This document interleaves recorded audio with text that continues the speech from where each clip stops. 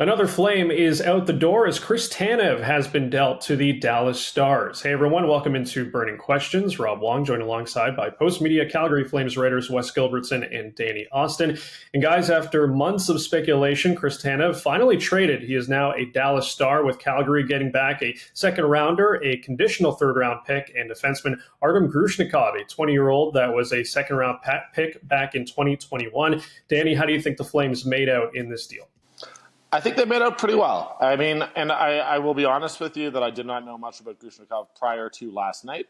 So I have had to rely a little bit on the people I've talked to at the Flames, as well as reading stuff in the media. But I do think that this is a guy who the Flames really, really wanted. That is something that Conroy that emphasized when I spoke with him. I think often when we think about the veteran getting traded for the young guy, it's the veteran's the target, and the young guy is kind of just what you can get along with the draft picks. And I don't think that's the case here.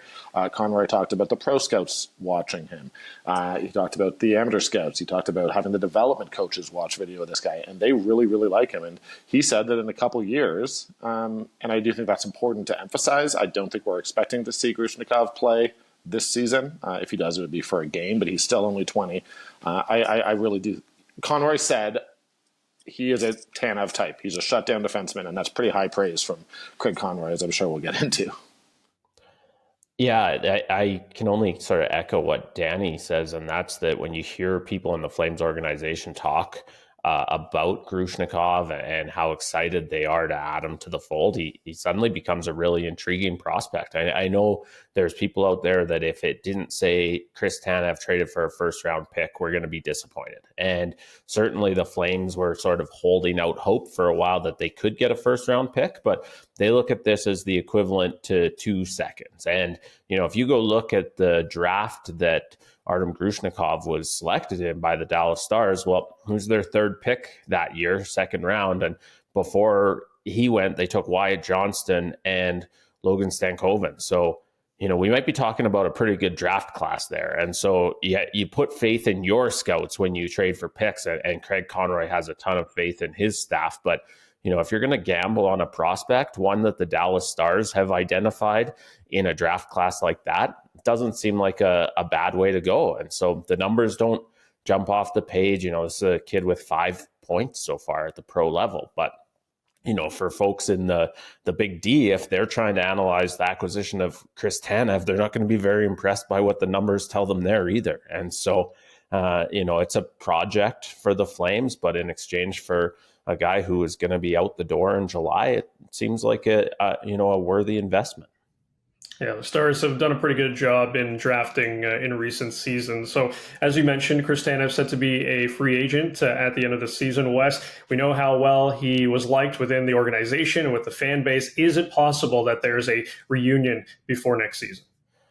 I wouldn't rule it out. I had a good chat with Chris Tanev this morning, and he's just a total class act. He had such a long list of thank yous. I sort of felt like I was listening to someone give an award acceptance speech, but that's Chris Tanev. Like, he wanted to say thank you to Craig Conroy for giving him a chance to go to a contender. He wanted to say thanks to ownership, to the trainers, to his teammate. Like, he kind of up and down the list, and he just talked about how much he loved Calgary. And so, at 34, Chris Tanev has not only proven that he's a guy that can help a team win, shown that he's the kind of guy that can help a team win in the spring. He's done that, but now he wants his fingerprints on the Stanley Cup. And so, could he come back to Calgary? Yeah, I think he loved the city, but for Chris Tanev, until he hoists it over his head, I think he's going to be driven by where can I go that gives me the best chance to win a title, and I'm not sure the Flames mid-retool are going to fit that criteria. Yeah, to echo what Wes said, I don't necessarily see why Chris Tanev would choose the Flames at this point in his career.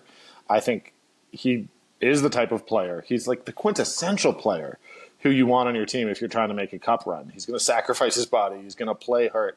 He makes the guys around him better. He doesn't – it's very rare that you leave a game and say, hey, Chris Tanev was the best player on the ice.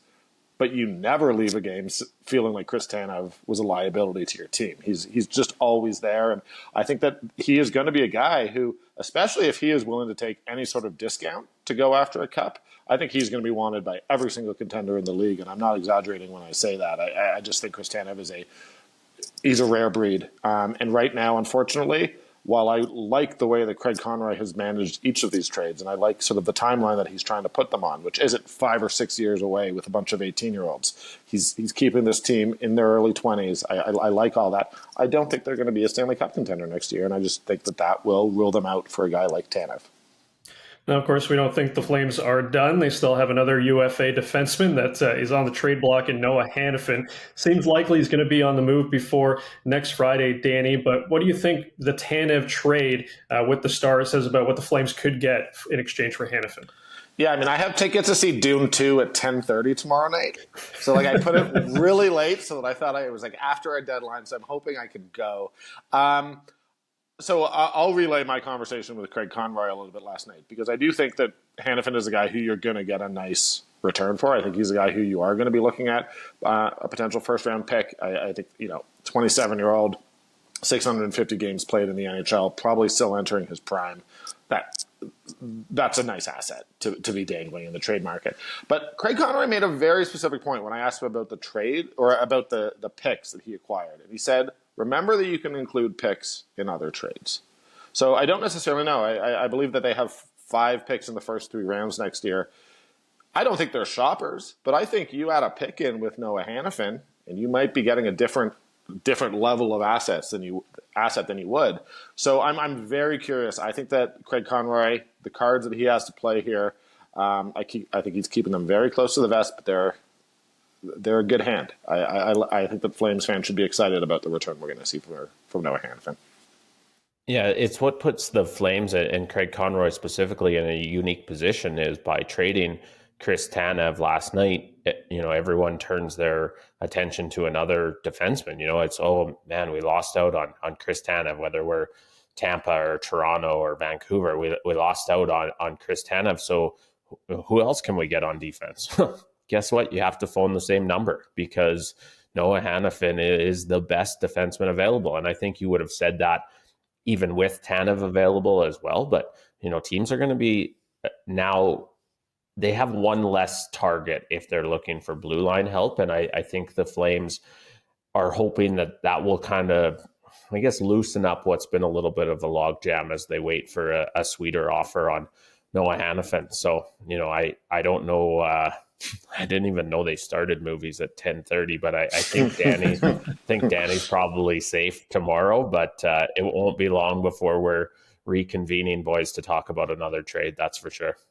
Yeah, well, the more trades get made before Friday, Dune 2 might be the most exciting thing to watch before the trade deadline a week from now. So hopefully the Flames and some other teams save something for us before our next video. But as always, leave your thoughts in the comments section below, or email us at calgaryflames@postmedia.com. For Wes Gilbertson and Danny Austin, I'm Rob Wong. Thanks for watching, and we'll talk to you next time.